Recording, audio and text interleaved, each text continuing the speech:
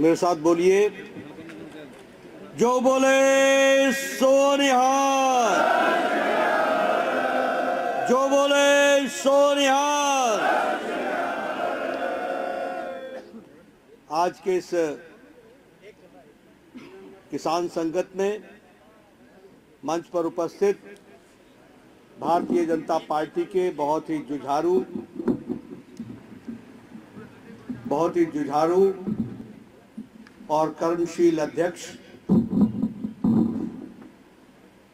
सम्माननीय डॉक्टर सतीश पुनिया जी, हमारे विधानसभा में प्रतिपक्ष के उपनेता और हमारे वरिष्ठ साथी श्री राजेंद्र जी राठौर जी, हमारी प्रभारी और लंबे समय से संगठन का काम कर रही ऐसी हमारी बहन श्रीमती विजय राहटकर जी, हमारे प्रदेश के उपाध्यक्ष सरदार अजय पाल सिंह जी, हमारे पूर्व मंत्री राजस्थान सरकार में सरदार सुरेंद्र पाल सिंह जी, हमारे बहुत ही वरिष्ठ नेता सरदार गुरजंट सिंह जी,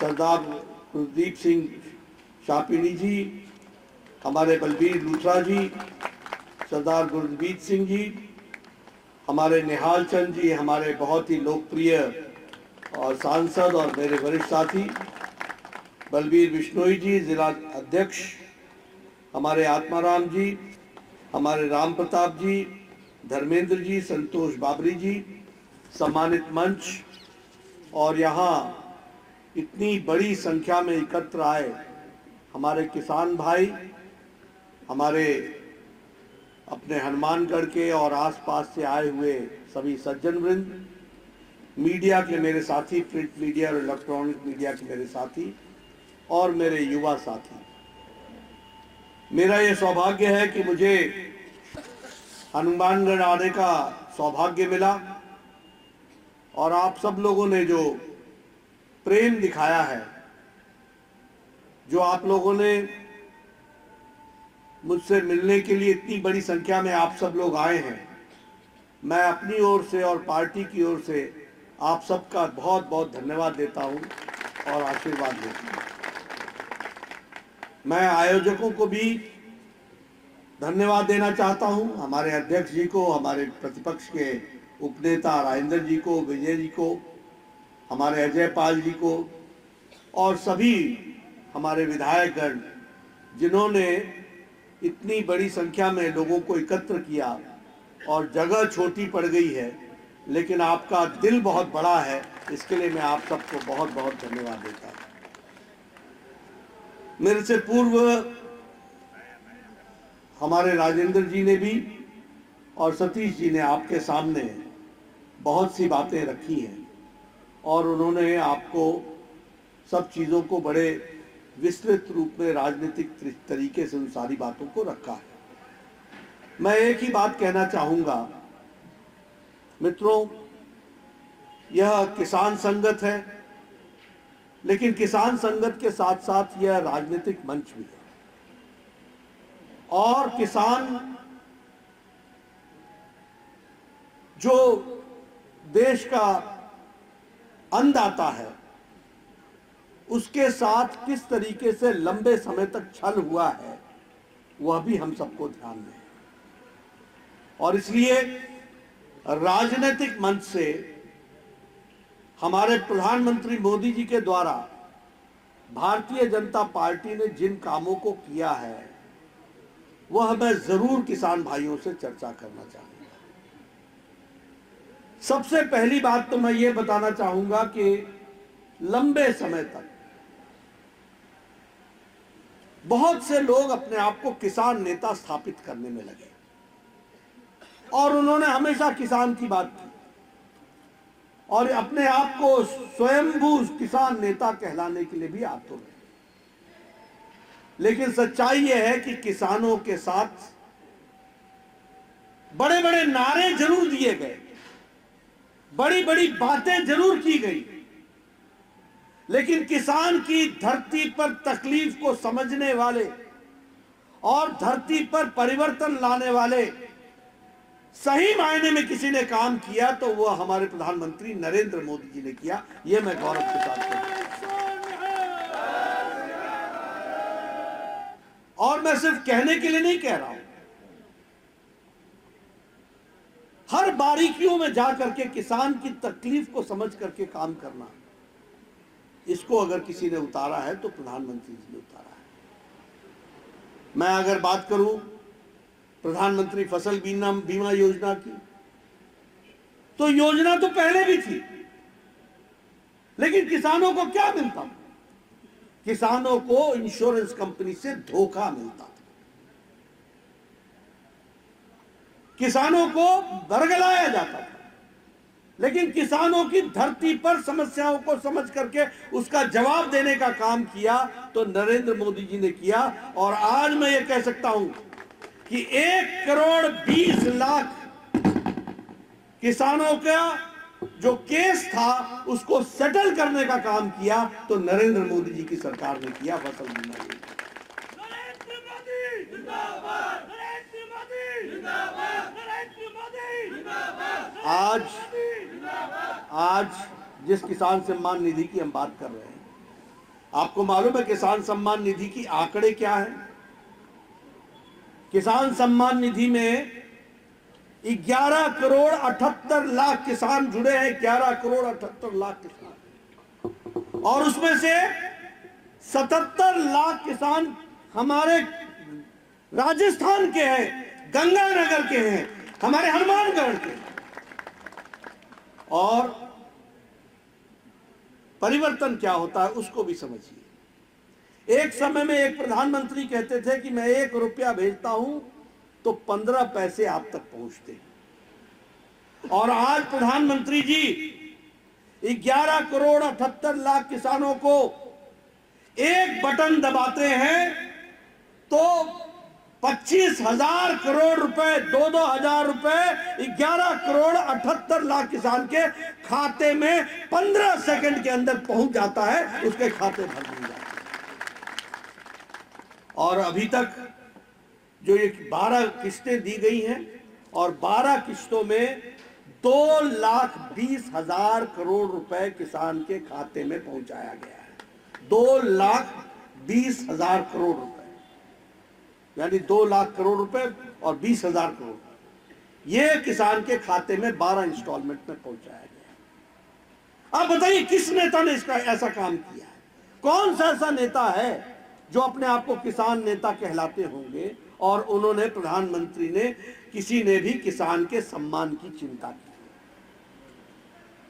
अगर मैं बात करूं हमारे प्रधानमंत्री किसान मानदेय योजना, कभी सोचा था कि किसान को पेंशन लगेगी?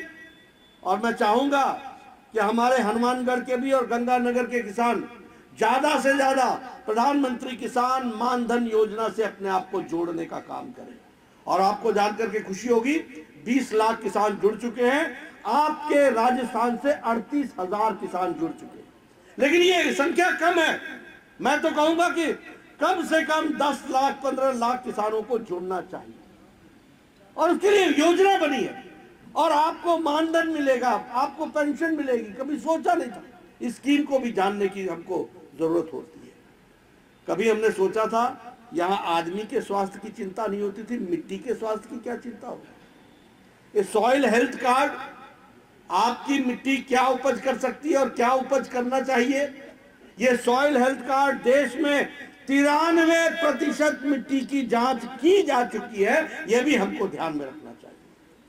इसलिए अगर मैं बात करूं प्रधानमंत्री हमारे सॉइल हेल्थ कार्ड की, तो 93% लोगों को उनके जमीन का जो सॉइल का हेल्थ है उसका उनको पूरे की पूरी रिपोर्ट मिल चुकी है। क्या होता है जब अंधेरा छट जाता है और उजाला आ जाता है तो लोग अंधेरे को भूल जाते हैं, लेकिन मैं हमेशा याद करता हूं, उजाले का मजा लेना हो तो अंधेरे को हमेशा याद रखो। और मैं आपको बताना चाहता हूं, आप बताइए यूरिया के लिए और फर्टिलाइजर के लिए लाठीचार्ज होता था कि नहीं होता था? आप बताइए फर्टिलाइजर ब्लैक होता था कि नहीं होता था, और किसान परेशान होता था कि नहीं होता था। यूरिया आया, आता पीछे था, जाता पहले था, मार्केट में आता ही नहीं था, लाठी चार्ज होती थी सरकार और बोलती थी 1 बोरी ले जाओ, 2 बोरी ले जाओ, 10 बोरी ले जाओ, जैसे एहसान कर रही हो। प्रधानमंत्री मोदी जी ने यूरिया के लिए कोई और जगह इस्तेमाल ना हो, ब्लैक ना हो, नीम कोटेड यूरिया कर दिया। अब कोई ब्लैक नहीं होता, किसान को यूरिया समय पर मिलता है। इस बात को भी हमको ध्यान रखना चाहिए।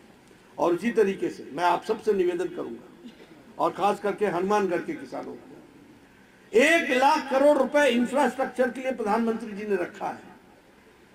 हमारे फार्मर प्रोड्यूसर्स ऑर्गेनाइजेशन FPO, इसको बना करके आप अपने यहां कोल्ड स्टोरेज बनाइए, आप अपने यहां सब्जी मंडी की कोई व्यवस्था को अच्छा कीजिए, आप उसको नाम से जोड़िए, इलेक्ट्रॉनिक नेशनल एग्रीकल्चरल मार्केट से उसको जोड़िए, और उसके साथ साथ आप इंफ्रास्ट्रक्चर के लिए आप खर्च करने के लिए 1 लाख करोड़ रुपए प्रधानमंत्री जी ने कहा।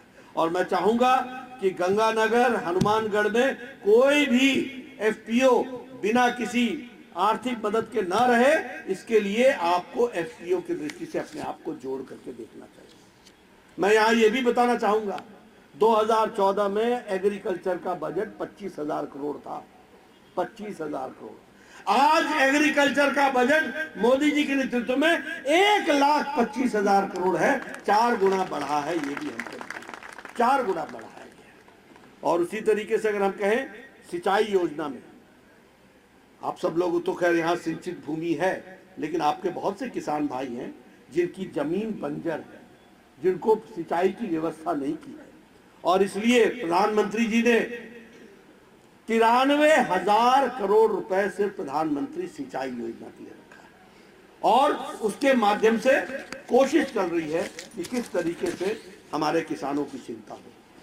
हमारे मेगा पार्क्स 2014 में सिर्फ 2 मेगा पार्क हुआ करते थे, और उस मेगा पार्क के माध्यम से एग्रीकल्चर की दृष्टि से काम चलता था। आज 22 मेगा पार्क बन चुके हैं, और राजस्थान में भी रूपनगढ़ में मेगा पार्क, अजमेर में वो उद्घाटन हो गया है, और श्री राम फूड पार्क बीकानेर वह भी अंडर इंप्लीमेंटेशन है, वह भी इंप्लीमेंट हो जाएगा। 2 मेगा पार्क हमको राजस्थान को मिलेगा। मैं ये सारे आंकड़े आपके सामने इसलिए रख रहा हूं क्योंकि किसानों के लिए जो काम हुआ है वह भी हमको समझना चाहिए। 1,000 electronic agriculture national agricultural market के माध्यम से 1,000 ई मंडी बनाई गई है, और 1,60,00,000 किसान अपने आप को रजिस्टर कराया है, और 14 लाख किसान हमारे राजस्थान के हैं जिन्होंने अपने आप को ई मंडी के साथ जोड़ने का काम किया है। आज आपको अपना सामान अपने खेत से दुनिया के किसी भी जगह बेच सकते हैं इस ई नाम के रजिस्ट्रेशन के माध्यम से। आपको जो ही जहां भी अच्छा दाम मिलेगा वह दाम में आप अपने अनाज को बेच सकते हैं। यह व्यवस्था की गई है। मैं आप किसानों से निवेदन करूंगा, पुरानी व्यवस्थाओं में विश्वास मत करो, नई नई व्यवस्थाएं खड़ी हो रही हैं। आप कंप्यूटर का जमाना आ गया है, इलेक्ट्रॉनिक मंडी बन चुकी है। आपको आपके कंप्यूटर पे पता चल जाएगा कि आज चावल का दाम दुनिया में कहां क्या है, आज गेहूं का दाम क्या है, और जहां आपको अच्छा दाम मिले वहां आप अपने सामान को भेज सकोगे। यह व्यवस्था की जा रही है, इसको हमको समझना होगा। और इसी दृष्टि से अगर हम कहें इस बार के बजट की दृष्टि से हमारे यहाँ एजुकेशन रिसर्च के लिए भी 1,25,00,000 रुपए की व्यवस्था की गई है। इसको भी अब 1,25,00,000 रुपए की व्यवस्था की गई है ताकि हम रिसर्च कर सकें। और उसी तरीके से हमारी कोशिश है कि किसान भाइयों के लिए एक विस्तृत व्यवस्था की दृष्टि से हम काम करें और किसानों को मजबूती प्रदान करें। यह मैं ज़रूर आप सबसे चर्चा करते हुए आपको बताना चाहता हूं। यह आपके लाभ के लिए है, आप सोचें। मैं दूसरी बात आपसे करना चाहता हूं, हमारे सिख भाइयों ने, हमारे गुरुओं ने जितना देश के लिए, रक्षा के लिए योगदान किया है वो कदापि देश नहीं भुला सकता है। इस बात को भी हमको समझना है।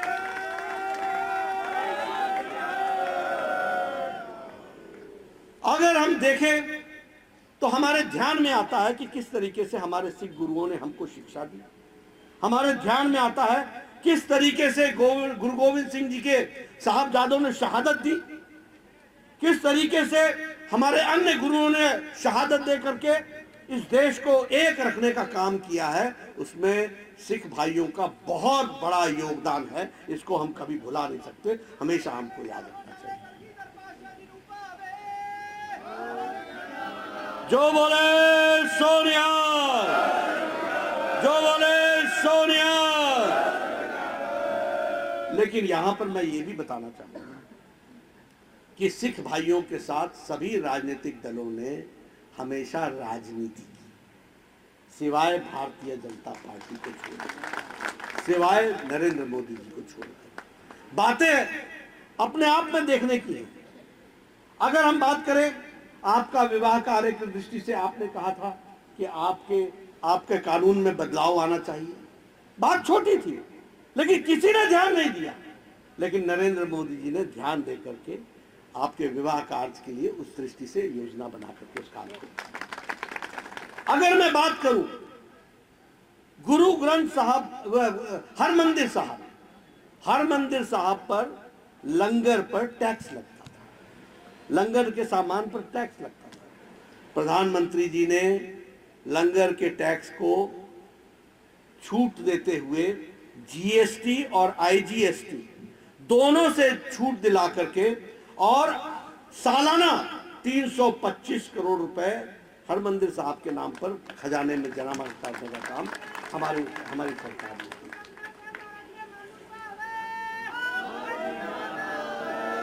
आप देखिए, बात बड़े आपके ध्यान में नहीं आएगा, दुनिया भर में हमारे सिख भाई हैं, दुनिया भर में, और हमारे सिख भाई संपन्न हैं। वो गुरु हरमंदिर साहब को चंदा देना चाहते हैं, वहां समर्थन करना चाहते हैं, वहां लंगर में अपना योगदान करना चाहते हैं, लेकिन फॉरेन कंट्रीब्यूशन रेगुलेशन एक्ट उन पर लागू होता था, इस कारण से उनको वो दिक्कत आती थी। लेकिन उनको रजिस्ट्रेशन एफसीआरए का दे करके हरमंदिर साहब को जो ग्लोबल संगत के दृष्टि से उनको आर्थिक रूप से जो भी मदद करना चाहे देने का काम किया, तो नरेंद्र मोदी जी ने नियमों में छूट करके इसका किया। अभी अभी हमारे भाई साहब चर्चा कर रहे थे, और वो चर्चा कर रहे थे कि हमारे करतारपुर साहिब कॉरिडोर बना। अब ये भी देखिए आप, सामने हमारा गुरुद्वारा, और हम दर्शन नहीं कर सकते, हम जा नहीं सकते। 4 किलोमीटर का 4.1 किलोमीटर का कॉरिडोर बना करके प्रधानमंत्री जी ने, और 500 करोड़ रुपए खर्च करके सुल्तानपुर हमारे जो अपने करतारपुर कॉरिडोर और वीजा फ्री ट्रैवल करने का, यानी कोई वीजा नहीं चाहिए, सीधे आप करतारपुर कॉरिडोर से जाकर के आप दर्शन कर सकते हो, गुरुद्वारे में दर्शन कर सकते हो। इसकी व्यवस्था की तो प्रधानमंत्री मोदी जी ने की, इसको भी हमको ध्यान रखना है। और व्यवस्था ऐसी की है कि 5000 हमारे श्रद्धालु हर दिन जा सकते हैं, 5000 की जाने की व्यवस्था की है। 5000 लोग उसमें हर दिन जा सकते हैं, इसकी व्यवस्था की है। और उसी तरीके से 550वां जो हमारा प्रकाश पर्व था, इस पर 500 करोड़ रुपए खर्च करके सुल्तानपुर लोधी के हमारे उसके शहर को उसको विकसित किया गया, रेलवे स्टेशन को मॉडर्नाइज किया गया, और विशेष ट्रेनें चला करके काम किया गया। अगर हम बात करें गुरु गोविंद सिंह जी के 350वें पर्व की, तो आपके ध्यान में आएगा कि उस समय 350 पर्व में जामनगर में 750 बिस्तरों का हॉस्पिटल बना करके प्रधानमंत्री जी ने उद्घाटन किया, उसको भी हमको ध्यान में रखना चाहिए। इस तरीके से विकास करने की कोशिश की। और अभी हमारी चर्चा हो रही थी, लोग कह रहे थे, बताया उन्होंने कि गुरु नानक जी की वाणी, गुरबाणी, और गुरु नानक जी की जो हमारे उन्होंने अपना उपदेश दिया है, उसके ऊपर रिसर्च करने के लिए 67 करोड़ रुपए की लागत से national institute of interfaith studies Guru Nanak Dev university में उसको भी शुरुआत की गई है, वो भी हमको ध्यान रखना चाहिए। और सबसे बड़ी बात यह है कि हमारी गुरबानी को अब उर्दू में, उड़िया में, मराठी में, हिंदी में, गुजराती में और 15 भाषाओं में ट्रांसलेट करके उसको पढ़ाने का काम शुरू हुआ है, उसको भी ध्यान रखें। और प्रधानमंत्री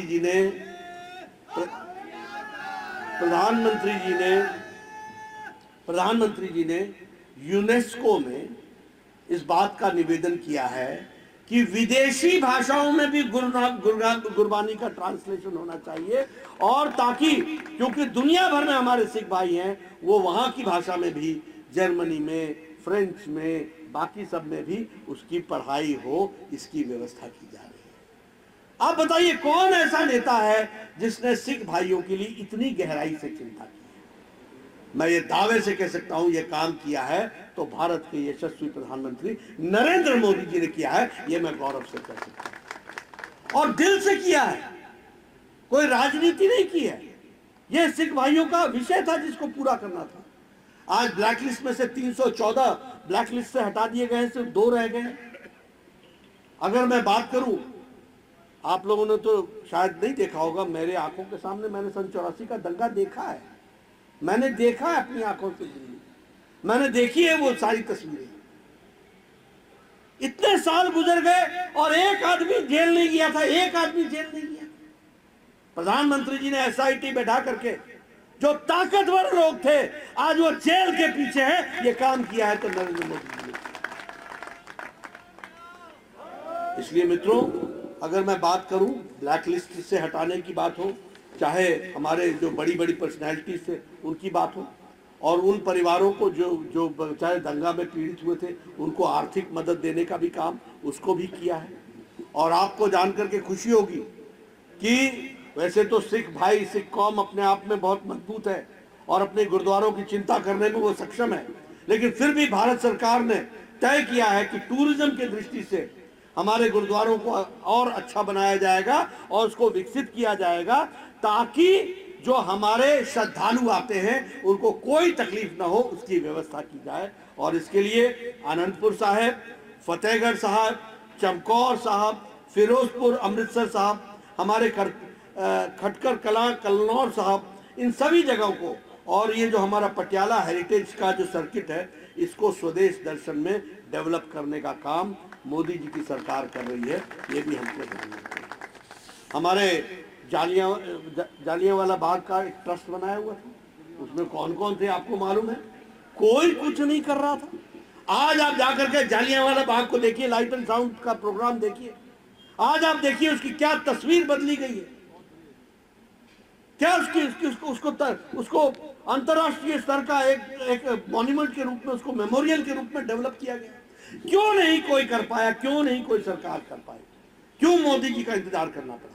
इसलिए कि मोदी जी को सिख भाइयों के लिए दर्द है, दिल में प्यार है, और उन्होंने जो देश के लिए किया है उसको आगे रखने का काम प्रधानमंत्री मोदी जी कर रहे हैं। इस बात को भी हमको ध्यान में रखना चाहिए। अब ये वीर बाल दिवस क्यों नहीं याद आया? क्यों गुरु गोविंद सिंह जी के शहजादों की शहादत याद नहीं आई? और आज वीर बाल दिवस के रूप में जब हम मनाते हैं तो दुनिया हमारे उन शहीदों को भी याद करती है, और जिन हमारे जो दोनों बच्चों ने शहादत दी थी उनको भी याद करती है, और उनके इतिहास को पता चलता है। इस बात को भी हमको ध्यान में रखना चाहिए। इसलिए मित्रों, हर तरीके से कोशिश हुई है, और आपको जानकर के खुशी होगी। अभी अब चर्चा हो रही थी, हमारे सतीश पुनिया जी ने कहा कैक्सटन हॉल देखने जाना चाहते थे, वीर उधम सिंह ने वहाँ जनरल उडायर को उसका अंत किया था। और लेकिन आज आपको जानकर के इस बात से भी खुशी होगी कि मोदी जी के नेतृत्व में देश कितना आगे बढ़ गया है। अब देखिए, अमेरिका की अर्थव्यवस्था मुसीबत में है, हमारे यूरोप की अर्थव्यवस्था मुसीबत में है, हमारी दुनिया की अर्थव्यवस्था मुसीबत में है, लेकिन भारत सबसे मजबूती से चल रहा है, और आज हमारा ग्रोथ रेट 7.4% पर खड़ा है और स्टेबल तरीके से बढ़ रहा है। अगर मैं भारत की बात करूं, आपको खुशी होगी, जिन ब्रिटिशर्स ने, जिन अंग्रेजों ने हमको 200 साल तक राज किया हमारे ऊपर, आज मोदी जी के नेतृत्व में 10वें नंबर की इकॉनमी थी भारत। आज ब्रिटेन को पछाड़कर, जिसने हमारे ऊपर राज किया, ब्रिटेन को पछाड़कर दुनिया की 5वीं नंबर की अर्थव्यवस्था भारत बन गई। हम पेट्रोकेमिकल्स में हम आगे बढ़ गए। हम टॉय इंडस्ट्री में, ये खिलौने बनाने वाले में दुनिया में 3रे नंबर के देश बन गए। आपको जान करके खुशी होगी कि ये हम लोग जापानी गाड़ियों के बारे में सुना करते थे, ये डैटसन है, ये टोयोटा है।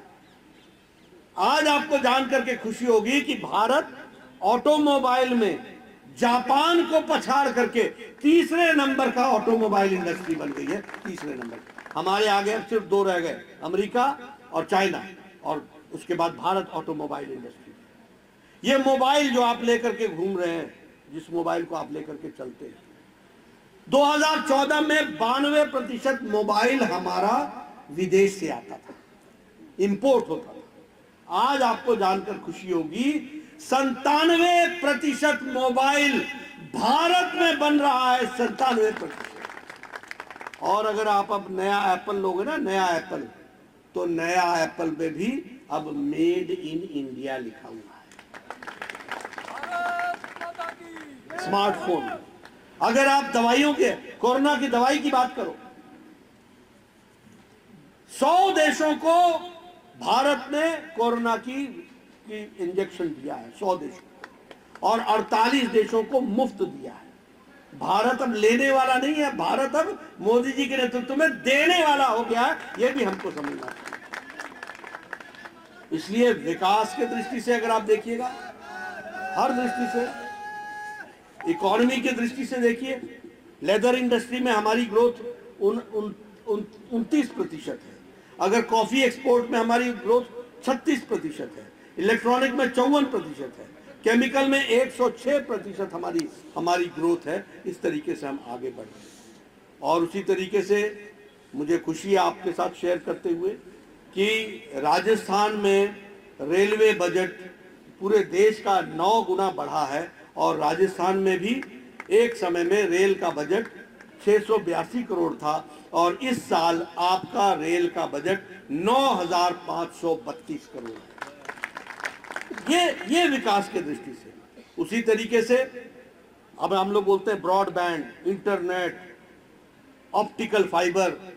आपको जानकर खुशी होगी कि भारत नेट में 1,72,000 गांवों को जोड़ दिया गया है, और राजस्थान के 8,770 गांवों को भी ऑप्टिकल फाइबर से जोड़ दिया है। इस तरीके का विकास का काम किया जा रहा है।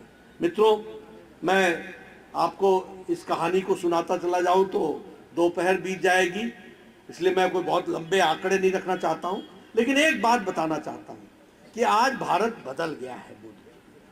आज देश आगे बढ़ रहा है, और राजस्थान को भी आगे बढ़ना है। मुझे दुख है जब मैं यहाँ किसान संगत में बात कर रहा हूं तो आपको छल के साथ आपको कहा गया कि, क्या कहा गया था कि 1 2 3 4 गिनूंगा और आपका कर्जा। अब कहां गया वो, क्या हुआ, कैसा हुआ? मित्रों, ये छल करने का काम। एक तरफ मोदी जी हैं जो 2,20,000 करोड़ रुपए किसान के खाते में पहुंचाया है, 11 करोड़ 78 लाख किसानों को, और एक तरफ ये लोग हैं जो चुनाव आता नहीं है, ये करेंगे, वो करेंगे, वो करेंगे, जादूगिरी करते हैं। ऐसे लोगों को छुट्टी करनी है कि नहीं? ऐसे लोगों की छुट्टी करनी है कि नहीं करनी है? ऐसे लोगों की छुट्टी करनी है कि नहीं? इनको घर पे बैठाओ और इनको आराम दो और इनको काम दो। इस काम के लिए आप लग जाओ, इस बात को आप ध्यान रखें। इसलिए मित्रों, आपका ज्यादा समय नहीं लूंगा। राजस्थान से मेरा विशेष संबंध हुआ है, मैं आता ही रहूंगा और समय समय पर आप लोगों से मिलता रहूंगा। और हम राजस्थान की संस्कृति पर भी गौरव करते हैं, गर्व करते हैं। बहुत सच्चे पक्के लोग हैं, ईमानदारी से काम करते हैं, सादा जीवन व्यतीत करते हैं, और सादे जीवन के साथ साथ उच्च विचार रख करके आप चलते हैं। आप सबको मैं नमन करता हुआ अपनी बात को विराम देता हूं, और आप सब लोगों से फिर मिलने आऊंगा इन्हीं शब्दों के साथ। बहुत बहुत धन्यवाद। 3 मिनट केवल, उसे नहीं कोई